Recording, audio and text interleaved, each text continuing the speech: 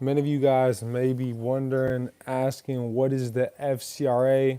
What is the Fair Credit Reporting Act? Well, we're going to break that down on today's live. Anybody that's new to the Fair Credit Reporting Act, it's able to get any account removed off any consumer report. This is what you want to use when you are communicating with the consumer reporting agencies. Under the FCRA, they never define the term bureau as Equifax, Experian, or TransUnion. They only define the bureau as the Consumer Financial Protection Bureau.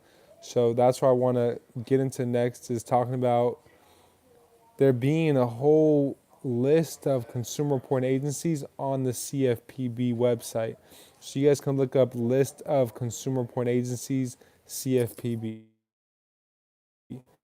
and then go to that website, take you and show you that there's actually over 330 consumer reporting agencies. So when we're using the FCRA, it's not just for Equifax, Experian, and TransUnion. It's for any and every one of these consumer reporting agencies. So once again, there's over 330 consumer reporting agencies, and you guys can find that list on the CFPB website. Other than that, the FCRA is governed to protect consumers against inaccurate and unfair credit reporting. How many of you guys, drop a 3 in the chat box if you guys have had any unfair or inaccurate credit reporting on your guys' credit report? Yeah, let me know. What's up, little bro? How you looking for utensils? What my utensils? We got a question. They sent my complaint to Chase Executive Office. I'm trying to remove an auto loan. You got to explain more of your situation, T-Dub. So the FCRA, outside of inaccurate and unfair credit reporting, it's also governed to protect the privacy of a consumer. And as we know that many of these consumer reporting agencies invade one's privacy and they'll furnish information without one's consent. A lot of you didn't even know that you got driving record. Your driving record history is also on a consumer reporting agency called LexisNexis. There's, once again, tons of other reporting agencies that are furnishing your information, like Check System, like SageStream, like Innovis, like, Microbill. If you go to that list of the CFPB, you guys can find all of the consumer reporting agencies on there. Outside of that, the FCRA is put in place to overall govern the unfair credit reporting that's been taking place since the late 60s. So that's where the name within itself comes from, Fair Credit Reporting Act. And so somebody was not being fair while reporting credit, therefore Congress passed the Fair Credit Reporting Act. So the start of the FCRA, for those that are fairly new to it, is 15, right? All Title 15, typically, that we're going to be covering here on this channel. I like to stick with what's worked for me. Yes, I'm aware of a lot of these other processes that you guys see out here with discharge and debt, but what's helped me be able to discharge over $1 million in debt in my company is using what I'm teaching you guys here on these live streams. That's the FCRA, that's the FDCPA, that's Truth in Lending, that's all of Title 15, Chapter 94 as well too, not just Chapter 41. Chapter 94 is a whole subchapter or a whole chapter that's governing the protection of privacy against financial institutions. Chapter 41 is the Consumer Credit Protection Act. And so within the Consumer Credit Protection Act, we got the FCRA, which once again starts at 15 USC 1681, and it states that the banking system is dependent upon fair and accurate credit reporting. So that's why we talk about accuracy. That's why many people out there will tell you, yo, if you find anything that's inaccurate on your report, you can get it removed. Well, they're correct in that aspect. But you got to actually be able to show the inaccuracies on your report. So that's why step one is always to go and pull your reports. Pull your reports from Annual Credit Report. Pull your reports from Experian.com, Equifax.com, TransUnion.com. Call the reporting agencies if they're not pulling up and they're not requesting, or they're not coming in. Sometimes the Annual Credit Report will give you a hard time, so sometimes you have to give them a phone call. We'll call them. Pick up the phone, call and get your reports, or you guys can submit the online or the actual physical copy of the complaint form or the request form of your consumer report. But that's why in step one, I always say, get your reports, all 3 of them, so you can see if there's any inaccuracy from one versus the other. If there's something that's reporting different Through Equifax versus TransUnion, maybe the date of the late payment, it's a different month than on Equifax. Maybe it's a different month on TransUnion. So maybe the date of that they reported the charge off or the amount that they reported the charge off is separate from one consumer reporting agency to the other. So that's where we're going to find the inaccuracies. I don't even look for it anymore. I have ChatGPT literally go through, scan it. I tell it what to scan for, what inaccuracies I'm looking for, and it will find those inaccuracies for me. I'm going to go live probably here later on tonight as well as I'm disputing. And I'm going to show you guys how you guys can be able to go through.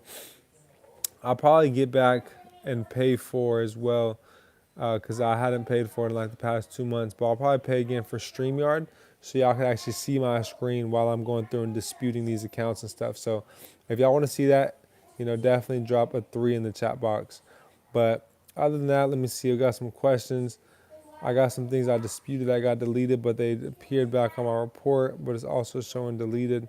So if it's already showing deleted, what I would do is I would send a pre-arbitration demand. They already deleted. Deletion is admission. That's them admitting to violating the law, and the fact that it was deleted shows that there was an inaccuracy. So just like we're talking about here on the FCRA, and within the FCRA, they the banking system is dependent upon them reporting fairly and accurately. So if they're not reporting fairly and accurately, it undermines the public's confidence, which is essential to the continued functioning of the banking system.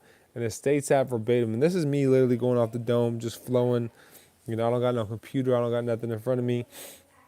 I randomly, like 5 minutes ago, was like, yo, let me go live on the FCRA and really just break down the FCRA to you guys and the power of it. And just to inform you guys that there's more than 300 consumer report agencies. And the reason why I bring awareness to that is because if you guys have high insurance, you guys can get your insurance lowered. If you guys are having a hard time getting a job because of the employment screening, you can get any public records removed. If you guys have a bankruptcy on your consumer report, we got to get it removed on LexisNexis before we even worry about Equifax, TransUnion, or Experian. A lot of these accounts that you guys are looking to get removed are being furnished on other consumer report agencies, which with the FCRA, we can get these accounts removed. And once we've gotten them removed on these report agencies, then we can go after Equifax, Experian, and TransUnion. Because a lot of times, 95% of the time, what Equifax, Experian, and TransUnion are doing is just furnishing this information from these other report agencies, and then they're reporting it. But they're the main three when it comes to our credit reporting and what's on our credit, and what drafts up our credit score and what these lenders are going off of. So therefore, that's why people are so stuck up on Equifax, Experian, and TransUnion. But if we can know about these other consumer report agencies, we can go through them and get that information removed through there, and then go to Equifax, Experian, and TransUnion. When they talk about an account being verified or validated, it has not been verified or validated yet anymore because they're not able to go to Microbill and, pull that information from there. They're not able to go to LexisNexis to pull that bankruptcy where it's originally being furnished. So we want to go to the core. We want to go to the root of where these accounts are being reported, and we want to get it removed from the root. We don't just want to put a bandage over it. We actually want to heal the wound. So how we heal the wound is getting it removed from where it's been originally furnished from. So outside of that, they got to have permissible purpose. Permissible purpose is key. Outside of that as well, too, if you guys have ever had identity theft, you guys can get identity theft with 15 USC 1681 C2, which literally gives you the 4 steps that you guys need to get any account removed using identity theft. But they really stress a lot on accuracy. And I want you guys, homework for you guys, get a Black's Law Dictionary. If you guys don't have a Black's Law Dictionary, get into our Discord. Check out Sauce Gotti, one of these tabs that I have where I've got in there the fourth edition of the Black's Law Dictionary. And I want you guys to look up the term accuracy. I want you guys to look up the term fairness. I want you guys to get familiar with these terms. And I want you guys to use the proper terminology of these words with the Black's Law Dictionary. So other than that, some key things to know within the FCRA is definitely the definition section, because one word in the FCRA can mean something completely different in the FDCPA or maybe in truth in lending. So we got to understand the definitions within the FCRA, and that's 15 USC 1681A. So there's a definition section within each and every single one of these subchapters, specifically within the FCRA. And within YBS University, we got a whole overview where I break down all of the FCRA even more in depth. I'll show you guys each law, and I'll break down each law for you guys as well too. I'm gonna go live later tonight and stream, and I'm gonna show you guys, as I'm disputing what codes I'm using, and I'll use a lot of codes within the FCRA specifically. So if y'all want to hear more about the FCRA, I'll probably go live sometime within the next hour or two. I'm gonna be up a little bit later today, so if you guys want to tune into that stream, make sure you guys turn the notification bell on down below. Let's get the likes up as well too. And I appreciate you all for tuning in. One love. I hope that this live was able to help you guys get a better understanding of the FCRA and the usage of it, and to bring awareness that there's more than just Equifax, Experian, and TransUnion. There's over 330 consumer reporting agencies. We got to be aware of these reporting agencies because, once again, they also furnish information that Equifax, Experian, and TransUnion are getting this information from. So they won't be able to verify or validate this information once we get it removed from these other reporting agencies. So go check out that list. Get familiar with the FCRA. It starts at 15 USC 1681. This is dealing and governing with all consumer reporting agencies.